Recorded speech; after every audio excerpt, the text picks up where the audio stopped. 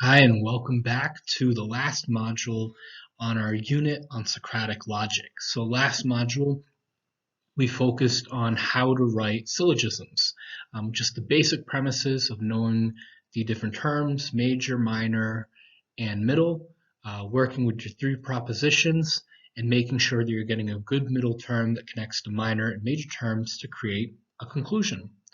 Now we're going to work on the skill set of checking to see if those syllogisms are actually valid and true and are using good logic. So there's going to be some different ways to check whether or not these syllogisms are valid. We're going to go through them in this module. We're going to practice on some of them, so that way in your module post, you'll be able to not only create syllogisms, but check their validity. So there are four main ways to check a syllogism's validity. Number one is Euler's circles. So this is when you essentially create a diagram superimposing different circles on top of each other that cover the terms in both premises before the conclusion to check if the conclusion is valid. It'll make more sense when we draw it out. Next is Aristotle's 6 rules. These are essentially 6 rules that Aristotle wrote that must all be true for a syllogism to be considered valid. The application of this is pretty simple. If you check if a syllogism adheres to all 6 rules, if it adheres to all 6 rules, it's valid. This is probably the surest way to check a syllogism. Then there's Barbara Clarent. This is a very interesting term. It basically refers to a list of Latin names that were a way to check the valid moods of the four possible figures of syllogisms. And we'll talk about the moods and figures in a second. But in brief, it's important to know that syllogisms have moods and figures, and this was basically a list. And so to be able to see if syllogisms were valid or not, you would just check a certain syllogism's mood or in figures against this list. And if it met one of the names on the list, then it was a valid syllogism. It is a sure way to check, but it is cumbersome and takes some time. Last is Venn diagrams, which I'm sure you're familiar with, where you have two overlapping circles that are diagrammed and you have the different terms of the premises in the overlapping circles. We're going to go through really the first three, and we're going to apply the first three. The surest and safest one is Aristotle's 6 rules. The easiest one is Euler's circles. So I just share that so you know as we practice these and go through these modules, and eventually in your post you're going to have to create syllogisms and test them using these forms. Whichever one you're more comfortable with, use that one. Aristotle's 6 rules, of course, is a safer bet, but Euler's circles I find to also be very easy. So whichever one works for you, you can utilize. First, let's talk about the idea of syllogism's mood and figures before we go any further. So the mood of a syllogism is the quality and quantity of its three prepositions. Remember, the two premises and the one conclusion are its three propositions. And the way you tell a mood is you look at the descriptor words or how the preposition, the predicate, and the subject of each preposition is qualified and quantified. So in other words, you might see a statement that says, all men are mortal. That is an example of a positive universal or an A-type mood. It's saying all men. Likewise, if we were to say no men, that would be a negative universal, which is an E mood. Why are they universal? Because in either case, they're referring to all of that one item. Either all men are or all men are not. So they're both considered universals. They're just positive and negative. Then you have what's called existentials, or what I call, or a different term for them, particulars. When you have a phrase that is some are or some are not. Some men are. Some men are not. To say some are is an I mood. To say some are not is an O mood. So essentially you have positive and negative, universal and particular. And the combination of this creates our moods, A, E, I, O. And these are important. We'll learn more in a second because they're going to tell us a lot about the syllogism and help us to figure out its validity. Next, we have the syllogism's figure. The figure refers to the placement of the middle term in each of the two premises. So there's four figures, and it's just a combination of where the middle term is in both premises. So in first figure, when the middle term is the subject of the major premise and the predicate of the minor premise, it's considered the first figure. When the middle term is the predicate of both the major and minor premises, it's a second figure. When the middle term is the subject of both the major and minor premises, it's the third figure. And when the middle term is the predicate of the major premise and the subject of the minor premise, it's considered the fourth figure. So why are the moods and the figures important? Well, they're going to be useful in the other ways to check validity, such as Euler's circles and Aristotle's rules, but they're especially important in the test of Barbara-Clarent, mainly because Barbara-Clarent, referring again to that list of just different random Latin names that had letters in certain orders in them as a moniker to remember the different combinations of figures and moods that are valid. So as you see on your screen, there's only certain combinations of moods that are valid in each instance of a figure. So for example, the first example for first figure, AAA, that combination of moods in a syllogism is only valid for the first figure. Likewise, AEE is a combination of moods only valid for the second figure. So long story short, this list of names is just a way to remember all these combinations. So for instance, Barbara, you'll notice A is almost every other letter. So it goes B-A, R-B-A, R-A. So there's those three A's. There's a way to remember the AAA mood for first figure. Likewise in Clarent, C-E-L-A-R-E. You see that E-A-E. It was a way to remember the second mood combination for first figure. You'll see the full list on page 258 in your Kreeft book of all the different names. It sounds very fascinating, but it was basically just a way to remember the chart that is on your screen. And so basically, when you have a syllogism, remember three propositions, that's why there's combinations of three letters. You would follow what we just did. You'd figure out which figure it is, then based on where the middle term is, if it's in the predicate or in the subject space, and then based on what figure it is, you would determine the moods of each proposition. If it was an A, in other words, positive universal, an E, a negative universal, an I, a positive particular, or an O, a negative particular. And by able to make that combination, if it fit one of these four figures and one of the correct mood combinations in that figure, then it was a way to say, yes, that is a valid syllogism. As you can tell through this explanation, it's kind of a long process. So while it is a sure figure way to test syllogism's validity, it does take a little bit of time. So let's do an example of a Barbara-Clarent syllogism test. So a basic syllogism from last module, all men are mortal, Socrates is a man, therefore Socrates is mortal. So let's first try to figure out which kind of figure it is. Well, we look at the middle term. The first middle term is in the subject position. The second middle term is in the predicate position. That combination of the middle term in the major premise being in the subject position and the middle term in the minor premise being in the predicate position is the definition of figure one. So we've identified that this syllogism is a figure one syllogism because of the placement of the middle term, men, in both the major and minor premise. So now that we've figured out it's a figure one syllogism, let's try to figure out the mood of each premise. Of each proposition, excuse me. So in the first premise, all men are mortal.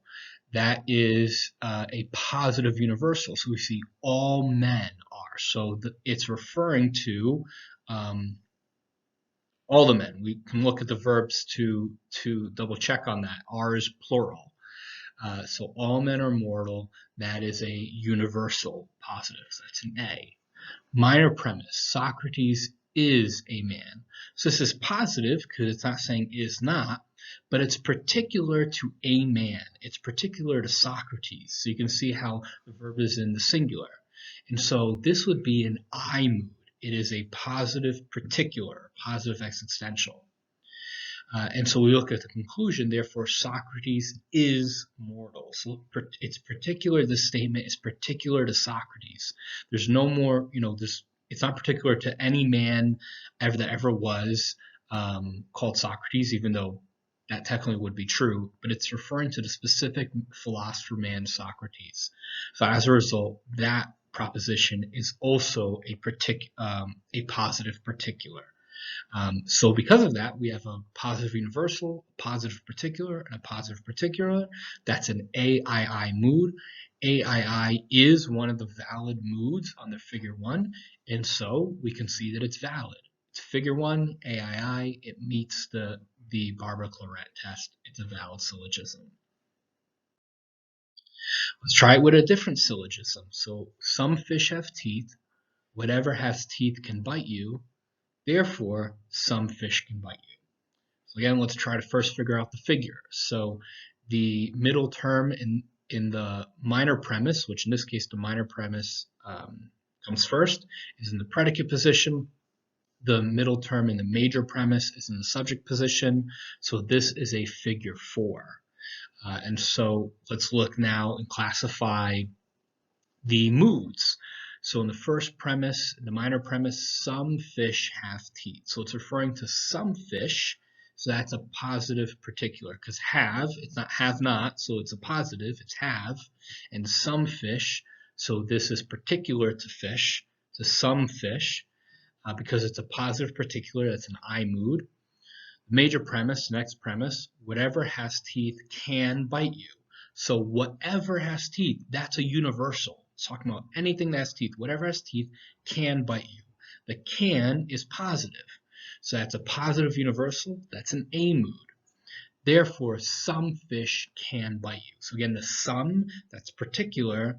Can is positive. So some fish can bite you. That's a positive particular. So that's an I mood. I, positive particular. A, positive universal. I, positive particular. IAI is a valid mood combination under figure 4, so this is a valid syllogism. It's a figure 4 AIA valid syllogism. Euler's circle. So this is probably the easiest of all of the validity tests, where you essentially create a diagram. So the first step is you take whatever is the universal premise. So for instance, the premise in the last example, it says whatever has teeth can bite you. That's a universal. Like all men are mortal, that's a universal. So you start by diagramming whichever of the two is the universal premise. Then you add to the diagram whatever is the third term that's missing. So in the universal premise, you'll either have the minor or major premise. In the middle term, whatever of those 3 terms, either the major or minor is missing, you diagram that. And then you check for validity. If they all are superimposed on each other in a way that makes sense logically, then it's valid. So let's give this a whirl. So we're going to keep using the same 2 examples. So we know that these 2 syllogisms are valid. Let's just talk through why they're valid using these different tests. So all men are mortal. Socrates is a man. Therefore, Socrates is mortal. It's mortal. Step 1, diagram the universal premise first. So the universal premise is all men are mortal. So as you see here, we diagram the first 2 parts of the premise here. So we have an oval of mortal, and we put men within mortal. Why? Because the premise is all men are mortal. So to say all men are mortal means that all men fit within the category of being mortal. And so because all men fit within the category of being mortal, we put the circle of men within the circle of mortal. Okay? Step 2, diagram the missing term. So this comes from the second premise. Socrates is a man. So again, since this premise saying Socrates fits within the category of man, we put the circle of Socrates within the circle of man. So we essentially have a circle within a circle within a circle. And so this checks out because the last conclusion is therefore Socrates is mortal. Well, Socrates is within the oval of men, which is within the oval of mortal. Therefore, the circle that is Socrates is within the larger circle that is mortal. So the statement of Socrates being mortal checks out. If for some reason the way the syllogism was written, let's just say it was written differently and the circle of Socrates was outside of the bigger circle of mortal, and the conclusion was Socrates mortal, it would be invalid. Because to say that Socrates is within the category of mortal, that means Socrates, the circle in the diagram, somewhere needs to be within the circle. It needs to be completely within the circle of mortal in this case. But in this case it is, so it checks out, it's valid. Second example, some fish have teeth. Whatever has teeth can bite you, therefore some fish can bite you. So let's diagram the terms in the universal premise. So the universal premise is whatever has teeth can bite you. That's the universal. So the idea is that whatever has teeth fits within the category of what can bite you. So we have the larger circle, the larger category is what can bite you, and whatever has teeth is the circle that fits completely in there. Why? Because it's positive universal. Anything that has teeth can bite you. So anything that has teeth completely fits within the category of can bite you. Now we have a positive particular. So some fish have teeth. Well, how do you write that? So if you look into your Kreeft book, you'll see that he draws this out a little bit more specifically than I can, given presentation's ability.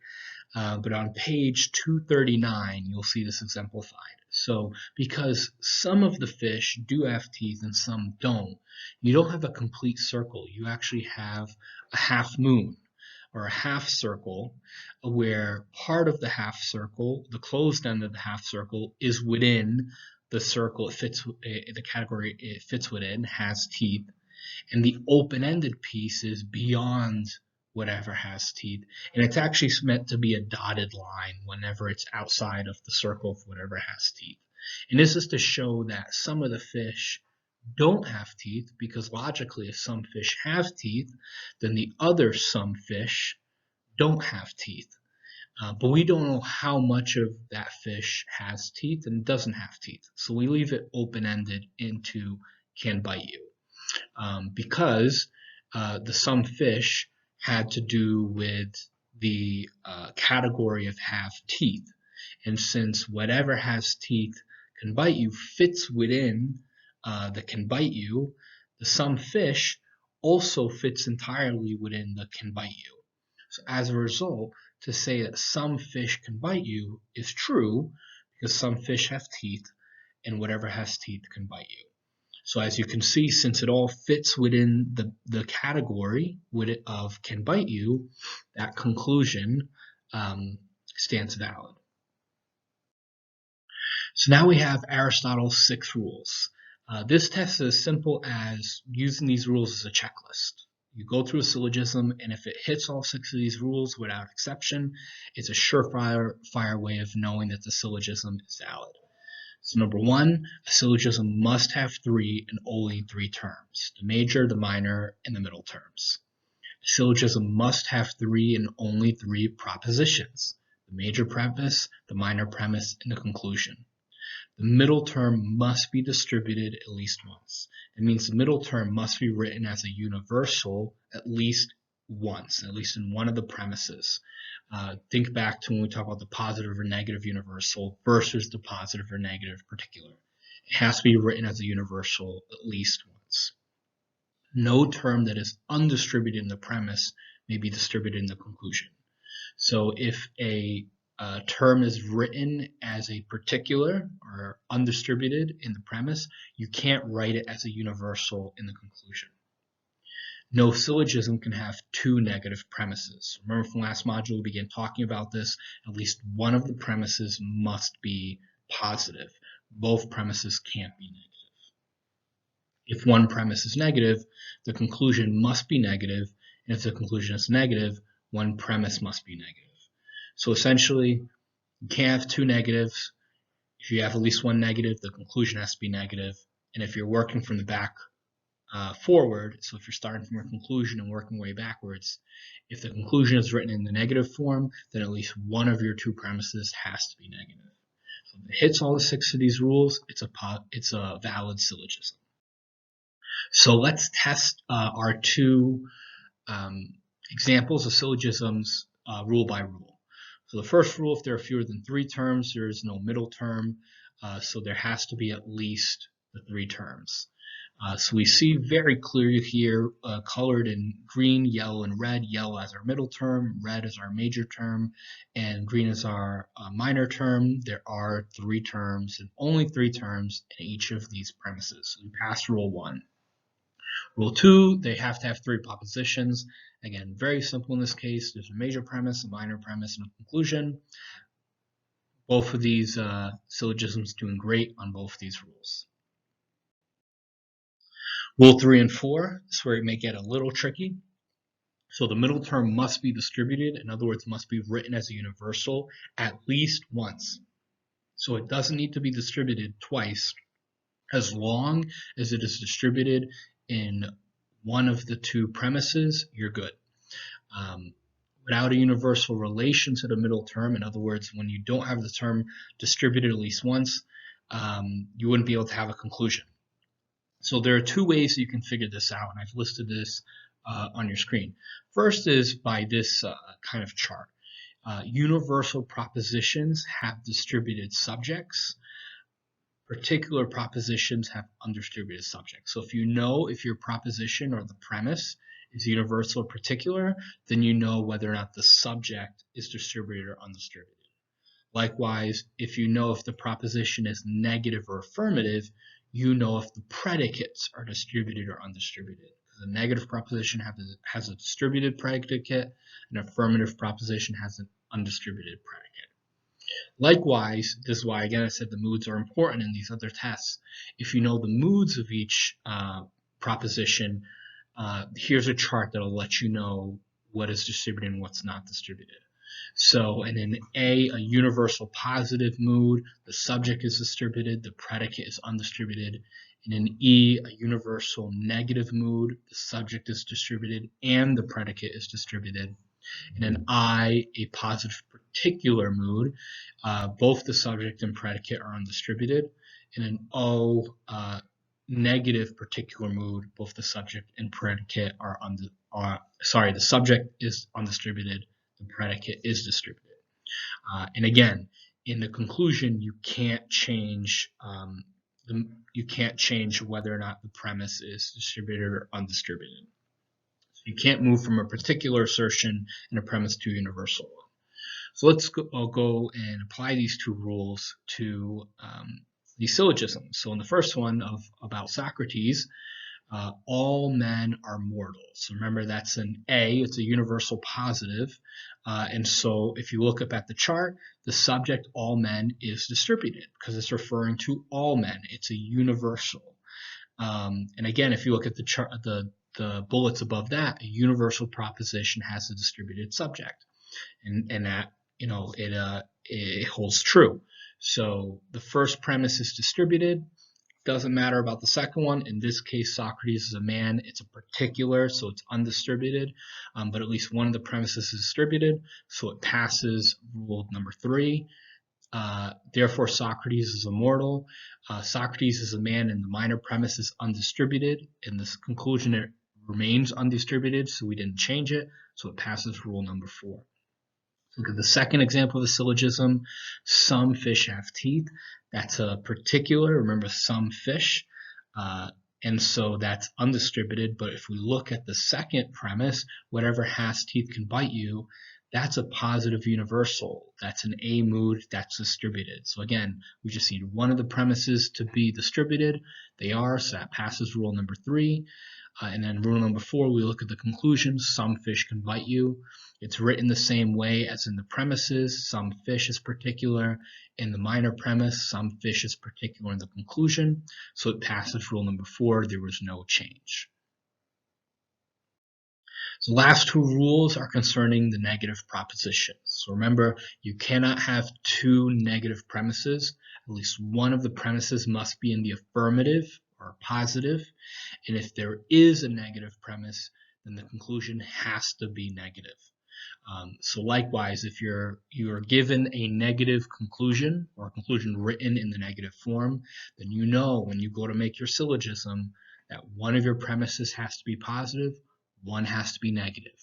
They both can't be positive, they both can't be negative. Once you have a negative conclusion, you need one negative, one positive premise each. So let's test this to our syllogisms. All men are mortal, Socrates is a man. They're both positive premises. It's a positive conclusion. It's passed all 6 rules. It's a valid syllogism, as we already knew. Same thing with the second example syllogism, some fish have teeth. It's a positive particular, but it's still a positive premise. Whatever has teeth can bite you. It's a positive universal. It's a positive premise. Therefore, some fish can bite you. It's a positive particular, but it's still a positive premise. So all 3 premises are positive. It's a valid proposition, a valid syllogism. Again, it's not valid because all 3 are positive. It just didn't have 2 negatives premises. Likewise, if they were to say, therefore, some fish cannot bite you, then it would need to have a negative in one of the other premises. So for example, if we were to say, therefore, some fish cannot bite you, you would change one of the other 2 premises to negative. Just an example. So that's an example of applying the 6 rules of Socrates. So now you can go on into your module and look at the additional videos that break down these 3 tests individually. There'll be your quiz. We'll test you on some of this knowledge, and then go to your module post where you're going to be asked to create 3 syllogisms based off 3 conclusions that are given to you, 1 negative conclusion, 2 positive conclusions, and then you're going to have to test your own conclusions for validity and show your work. You can choose any one of these 3 tests that we went through. Just do 1 test per syllogism. You can use the same test for all 3. Just make sure it's only 1 test per 3 and show your work and your explanation. And again, you'll see in the practice section right before your module post, there's additional videos showing how to do 2 of these for additional practice. But of course, as always, if you have questions or need help, feel free to contact me.